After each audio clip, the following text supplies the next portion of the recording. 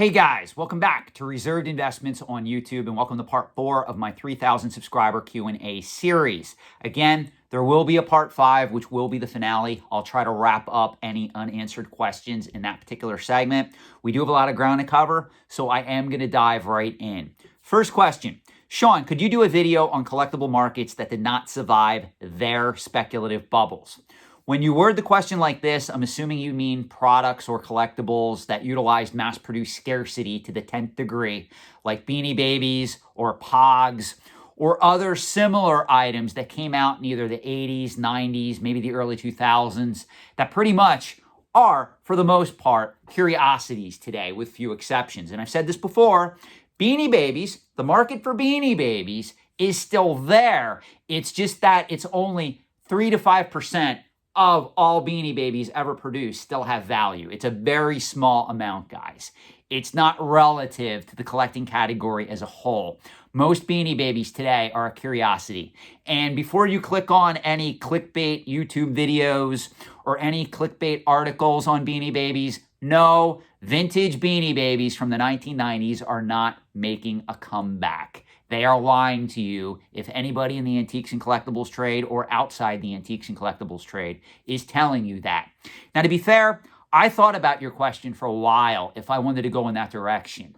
I honestly don't know yet if I am. I will state this. If you're in your 20s, maybe you're in your early 30s watching this particular video, and either you weren't born back in the 1990s when the Beanie Baby buzz was going strong, when that whole speculative bubble opened up, and you're probably scratching your head still to this day wondering why people were paying hundreds, if not thousands of dollars for these little stuffed toys made by Ty.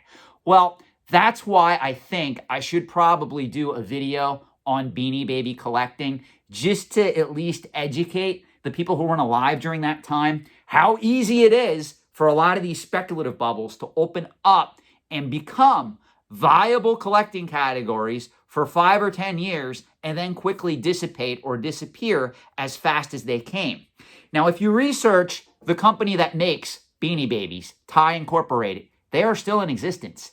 They are still releasing Beanie Babies to this day. As a matter of fact, if you go to any Hallmark Gold Crown store, you're going to come across them. Same thing is true with certain CVS pharmacies, I think. They carry those products, and even other more established stores. So the company still exists. The collectible that they produced is still being produced. It's just not being speculated upon. That's the difference. So I'm going to leave this question up to my audience. If you're watching this video and you want to see me do an in-depth video on collecting categories like Beanie Babies or Pogs, or even the junk wax era of sports cards, or even post-vintage 1990s Star Wars figures, because that market, for the most part, went boom and bust because speculators came into that market thinking that a lot of those 1990s Star Wars figures were going to be just as valuable as the original vintage line. And of course, because of how many were made and hoarded, that never happened. If you want me to do videos on those particular collecting categories, let me know in the comment section below, and I will. I'll leave it up to my audience. I just felt that since I started this channel, my time could be spent teaching the fundamentals and the basics more than going back and reviewing old collecting categories and the market trajectory and how those markets played out over the long term. However, to be fair, you do bring up a point where if some of my viewers are younger and they may not have been around during the 1990s or the early 2000s, it would make sense to go and visit those talking points to tell them how to recognize a speculative bubble and give them a practical example of which to apply the application of speculative bubbles to. So it is a fair question. Next question. Sean, what are the items you are following to make a quick flip, cash in, and reinvest in something else? So for the short term, I'm going to tell you what I like. I like, of course, video games. Believe it or not, I like a lot of the mass-produced scarce video games like limited run, Play Asia exclusives, a lot of the Nintendo limited edition releases, a lot of the limited Nintendo consoles like the Animal Crossing New Horizons Nintendo Switch console, or the 2015, 2016 20th anniversary Pokemon limited 3DS system that I had graded by VGA and ended up selling for over $1,000 on eBay. I do make a lot of money in that market. I also like the market for amiibos. I like Lego. I like Funko Pops. I like Magic the Gathering. I like Pokemon. That is all short term, guys. By short term, what I am referring to is 5 years or less. And in most cases, honestly, I like to dump that stuff as quickly as possible. If you guys recall, during the pandemic, the reason why I have the wonderful TurboGrafx 16 Mini behind me, when that particular item was released, I was able to pre-order several of them. I think I had like 5 of them come in the mail during that time. Well, the price shot up to $160 to $200 per unit, not because the items were rare, not because they had organic demand. It was just due to the pandemic. The manufacturer, mainly Hori and Konami Incorporated, couldn't produce them because everything was shut down.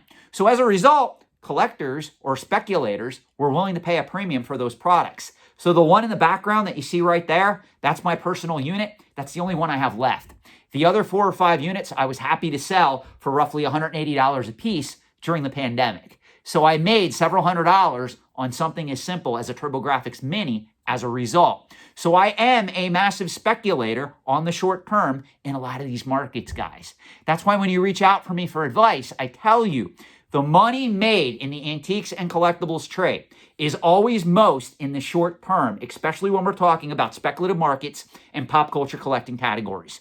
If you want to invest long term, go into established markets or mature markets. I like coins, I like currency, I like traditional antiques, I like historical artifacts and documents.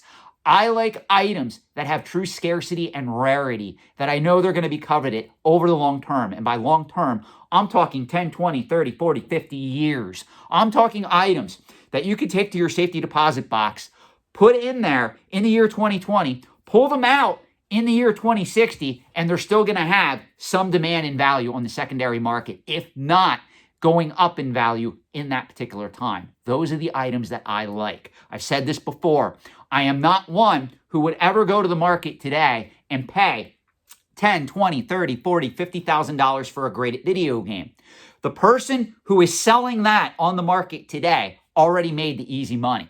If they were buying that particular item back before Waddick Games came into existence, back even really before VGA or right around when VGA came into existence, and they were buying that graded game for several $100s or maybe several $1,000s, and now they're selling it for tens of thousands of dollars, that's where the money is. You guys that are coming into these markets thinking, well, if I pay 20 grand for this item and it goes up to 40 grand, I just doubled my money. Well, what you don't understand, if you would invest that $20,000, and even if you invest it just at 5%, the opportunity cost of holding that $20,000 item when it could be invested at 5% is $1,000 a year. Are you aware of that?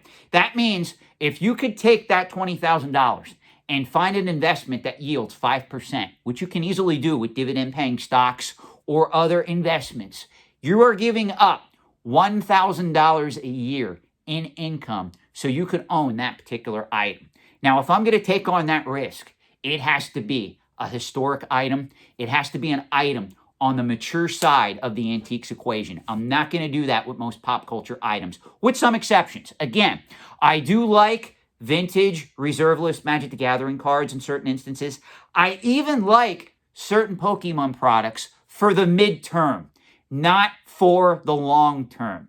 With pop culture items, you always have to have your hand on the pulse, meaning you always have to keep abreast of the market, because tomorrow a Pokemon booster box can drop in price or it can fetch a new auction record. You don't know, because there's so many players coming into that market, and in some time in the future, there's going to be a price correction. It's going to happen. It happens to all these markets, especially speculative markets, guys.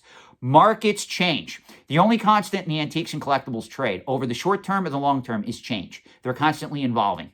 That's why I tell you guys, if you want to invest long term in an asset that you can ignore, you can 100% ignore, go into an S&P 500 index fund, a total stock market index fund.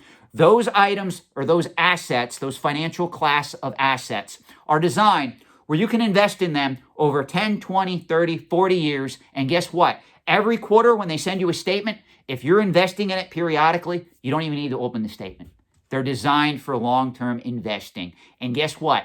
There's no holding costs, meaning you don't have insurance costs, you don't have storage costs. All you're doing is putting your money in a financial asset, and it's considered a paper asset. Now, should you have all your money in paper assets? Absolutely not. That's why this channel exists. I invest, believe it or not, too much in antiques and collectibles. And I probably have 70% of my net worth in the stock market. I still think I invest too much in antiques and collectibles, just to give you guys an analysis. So learn from that. Other items that you can speculate on. If you have the money and the means, you can go into Supreme products. Believe it or not, Supreme clothing products. I've been meaning to do a video on that. It's stuck in development hell at present time. I will eventually get to it. You can also do it with Hermes Birkin bags. Great example. The problem is with Hermes Birkin bags, you have to have a lot of money, a lot of capital to get started because you're looking at an investment minimum of $3,000 to $5,000 just to start to buy one bag. And that assumes you can get that bag at retail, meaning you're not paying a secondary market price for that. Because remember, the company of Hermes, who makes Birkin bags, uses mass-produced scarcity. But they do it in a manner where it actually benefits the market as a whole, whether you're a collector, speculator, or investor. So that's why a lot of their particular items go up in value over the short term and the long term. Now, do I believe that market is going to continue to go up in value? No, it's impossible. No market will. Eventually, there's going to be a correction or there's going to be a change in fashion where women are going to say, you know what? I'm sick of Hermes Birkin bags. I want the new thing that's coming out. And that particular market will be affected as a result. I will state this. I would avoid some of these items, though, that you do have on your list. This person who sent the question in asked about limited edition whiskeys, wine, seriographs. A lot of these particular items are esoteric markets. If you do not have the necessary knowledge or the necessary understanding as to how the rare whiskey market works, or the wine market, or even the art market for that matter, you should not be speculating in those markets for the short term, the midterm, or the long term. That goes double for wine and whiskey because there are rules and regulations and even laws that you have to be aware of when you go to sell those items back into the market. I will also tell you that wine needs to be stored properly, guys. You're talking to somebody who is a wine connoisseur. I love expensive wine, but if you don't store that wine properly, guess what? You're going to have bottles of vinegar, and bottles of vinegar are not worth money on the secondary market. If you don't believe me, there was an episode of Pawn Stars done several years back where a guy had a vintage bottle of Dom Perignon from the 1920s, I think it was, and he brought it to Rick at the pawn shop, and Rick was laughing because he lays it on the table. I'm going to use this bottle as an example, and he just lays it flat on the table. Well, wine needs to be stored like this. That's why I have this as a prop, in case you're wondering. It needs to be stored like this in climate-controlled, temperature-controlled storage. That's why wine cellars are popular among wine connoisseurs, wine collectors, wine investors, and wine speculators. If you store a bottle of wine like this for the long term, you just ruined it. It's completely worthless. It doesn't matter that it's factory sealed. It doesn't matter that the cork wasn't popped. If you store it like this, it's pretty much done for. It's no different than if you open up a bottle of wine that's stored that way, take a sip out of the bottle or pour it in a glass. Guess what? You just ruined your investment. You can't drink it. So that's why I say there's certain knowledge that you have to possess if you're going to invest in wine, if you're going to invest in liquor, even if you're going to invest in art. So I do not encourage the average person to go after those items from a speculatory standpoint, if that makes sense. Now, you're also asking, what items can someone purchase today and invest in as a midterm investment? Midterm, in my opinion, the most common definition is 5 to 10 years. Some people in the trade will tell you it's 7 to 12 years. I've also heard, believe it or not, 8 to 13 years. In my opinion, the most easiest definition is 5 to 10. That's a very hard timeline to analyze from a financial standpoint. In other words, it's a lot easier to look at a market like Magic the Gathering and go, okay, I'm going to invest in a set like Ikoria because hopefully when Wizards of the Coast cuts off the supply of that product, 12 to 24 months later, that supply is going to be absorbed into the market. And if people want to buy a factory seal booster box of Ikoria, which is a Magic the Gathering set, guess what? hopefully they're going to pay a premium because it's not coming from the distributor anymore, meaning they're not making that particular product anymore. Well, when we talk about midterm collectibles, items for investing for the midterm, it's very hard to predict because I don't know where the market for that particular booster box is going to be 5 to 10 years from now. I can pretty much make an educated guess in 3 to 4 years, it's probably going to at least rise to $100 a box. That's what I'm hoping for. So I hope that answers your question. Midterm is very hard to ascertain.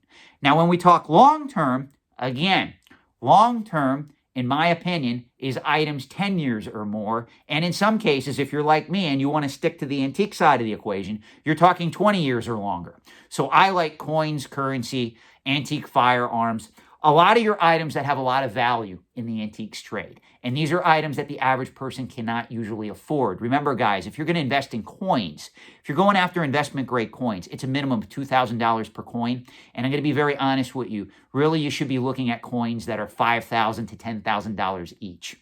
Most people don't have that kind of money to put into that particular market. So as a result, I usually tell people who are not passionate about coins, about currency, about a lot of those collecting categories to steer clear of them.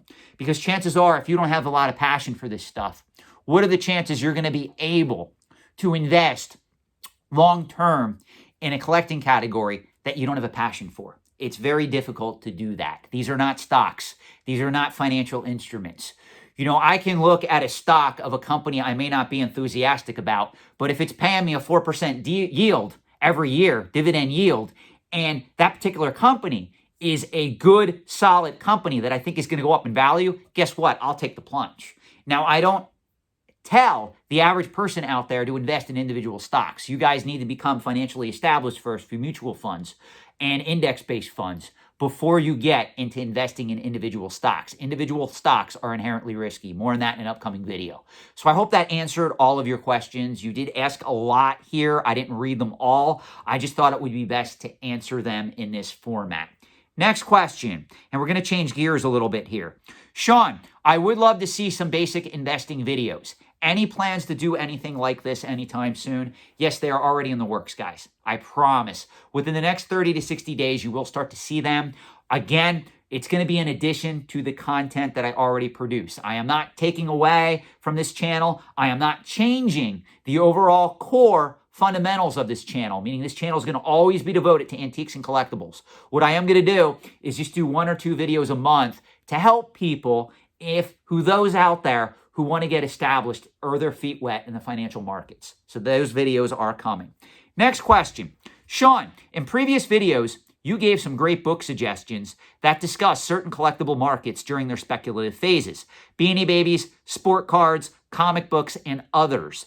Do you have any favorite economics or investing books not related to the antiques and collectibles trade? Yes, I did answer this question before in another Q&A series, but I'm going to expand on it because there are other books that I can recommend. First, if you don't know the difference between a mutual fund, an index-based fund, an ETF, or even what an ETF is, an exchange-traded fund, get yourself a copy of Investing for Dummies. It's not an insult, guys. We're all at different levels. We all have to start somewhere. So if you don't know the basic investing terms, maybe why an individual stock is more riskier than that of a mutual fund, you need to get knowledge in investing before you can start. Get yourself a copy of Investing for Dummies. It's on Audible. You can order it on Amazon. You can get it at your local bookstore. It'll cost you less than $20. Other books that I recommend for people that are just starting out in investing, The Richest Man in Babylon. Great book. It teaches business and investing basics by using fables. It's an awesome book. Check it out. I'm sure a lot of you out there will like it. Another book that I recommend, but I'm not really into, is Think and Grow Rich by Napoleon Hill. A lot of people ask me why I don't like this book overall. It's because some of the fundamentals in that book are a little bit wonky to me. I'm not going to name them on this channel because, believe it or not, it would not be YouTube friendly.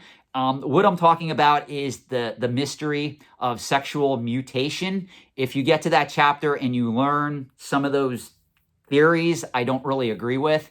As a result, I'm not a big fan of that book, but you should read it once. You can make up your own mind whether or not that book is for you. Other books that I do recommend, The Millionaire Next Door, Great book if you yourself are not a millionaire, if you want to see how wealth is really created in America, in other capitalistic societies. It's an excellent look at the average millionaire out there in the world today. Another book that I like is A Random Walk Down Wall Street. Random Walk Down Wall Street, you're going to want to read after you read Investing for Dummies if you don't have any investment basics. Random Walk Down Wall Street is an excellent book that looks at passive mutual fund or index fund investing versus that of the active investor or trader. It's an excellent book. Anybody can follow along as long as you know the basics. The other two books that I recommend that are a little bit more advanced, the first is by Ray Dalio. If you don't know who Ray Dalio is, he's one of my favorite billionaire hedge fund managers of all time. That being said, he wrote a book called The Changing World Order: Why Nations Succeed and Fail. Ray Dalio is like me. He thinks wealth inequality is one of the biggest problems that are occurring in our modern society today. Now, unlike other authors, Ray Dalio is 100% capitalist. So he tells you what the problem is, but he really doesn't offer any solutions. This book talks about how the world is changing. Matter of fact, the title says it right away, The Changing World Order: Why Nations Succeed and Fall. And it goes into details on a lot of these topics that are political and also economic in nature. But again, he doesn't get political in the book, and that's what I like about it. Now, speaking of politics, if you really want to dive down the rabbit hole and you want to talk about wealth inequality, Thomas Piketty wrote one of the greatest books on economics of all time, in my opinion. The book is called Capital in the 21st Century. Now, to be fair, Thomas Piketty is, I think, in the United Kingdom. I know he's over in Europe. So he wrote this book from that standpoint, but it does go in depth about wealth inequality. He does offer some solutions, and he talks about the problem at large. If I remember correctly, that is like an 800-page book. That book is massive. That is for somebody who has a lot of knowledge, not only in economics, but also finance, and also has an interest in politics. So if you do have an interest in politics, you already are well-versed in economics and finance, I strongly advise you read Capital in the 21st Century by Thomas Piketty. It is one of my favorite all-time books. I'm just going to tell you how much of a finance nerd I am. I literally read that book in a week and a half when I got it from Barnes & Noble. I was that much drawn into it. So I probably shouldn't state that on camera. I would never tell a woman that. But believe it or not, I know it probably doesn't get you wet if you are a woman. I read that book literally within 10 days. That's how much I loved it. Next question. Hi, Sean. I enjoy the channel. I would like to know what you recommend on how to sell a large video game collection and get the most from the sale. I have a lot of high-end items and don't want to spend a lot of time selling them piece by piece. I get this question a lot. I think this is another question that I already answered earlier. People are duplicating the questions that they're asking me because I'm getting an influx of new subscribers. What I will tell you is when you say high-end items, guys, I need more details. I don't know what that means. To me, a high-end item is an item that sells by itself for over $2,000. That's what a high-end item is to me. Now, some of you out there have different definitions of that. I've been told by some of you who come to me for consulting services, well, Sean, when I use the term high-end, I mean $500 or more. Some of you will say, well, Sean, I mean $1,000 or more. Again, in my opinion, a high-end item is $2,000 or more. If it doesn't have a retail sale price of $2,000 or more, in my mind, it's not high-end. So if you're telling me that you have high-end video games that are worth $2,000 or more, if they are of the vintage era and they can be graded by Wada Games, there's your answer. Get them graded, ship them off the certified link, ship them off the Heritage Auctions. They'll do all the hardcore work for you. They'll cut you a check, and that's it. Guess what? You don't have to do that much work for yourself. Now, if you want to maximize value, if you want to make the most out of this collection, you're going to have to put in the work, my friend. There is no such thing as a free lunch in the antiques and collectibles trade. Remember, it is truly, with few exceptions, a free market system. You get out of it exactly the effort that you put in. Just like people come to me and they go, Sean, the antiques and collectibles trade from a financial investing standpoint is a scam. No, it's not a scam, little Timmy. You got out of it what you put into it. If you make the wrong decision financially, the market's going to punish you for that. It's no different with the financial markets. So many people right now are up in arms and angry with Wall Street. And to be fair, I'm going to be 100% honest with you guys. They have a right to be mad at the elites, at Wall Street, at certain political parties, even at certain corporations who have not paid their fair share of taxes and the like over the years, which has led into the problem that we now have with wealth inequality and opportunity in America. As a result, though, a lot of these people are so bitter that they claim the stock market, the financial markets are all inside information and they're all scams. They are not scams. The average person who goes into Wall Street, if they do it properly, if they set up a financial plan and they invest in index-based mutual funds over the course of 10, 20, 30, 40, 50 years, and they do it consistently, they don't cash out their holdings, they don't do anything crazy, they will develop a substantial net worth related to how much they put in to those particular markets. For instance, if you make $20,000 a year and you only invest 10% of your income every year, the max you're going to be putting into those investments is $2,000. On the other end of the equation, if you make $120,000 a year and you invest 10% of your income in index-based mutual funds, you're going to be putting in $12,000 per year. So guess what? At the end of 10 to 20 years, the person, if they invested in the same index fund who put in $2,000 a year, is going to have substantially less money than the person who put in $12,000 in that same mutual fund. So let that be a lesson to you all. These markets work the way they're supposed to work.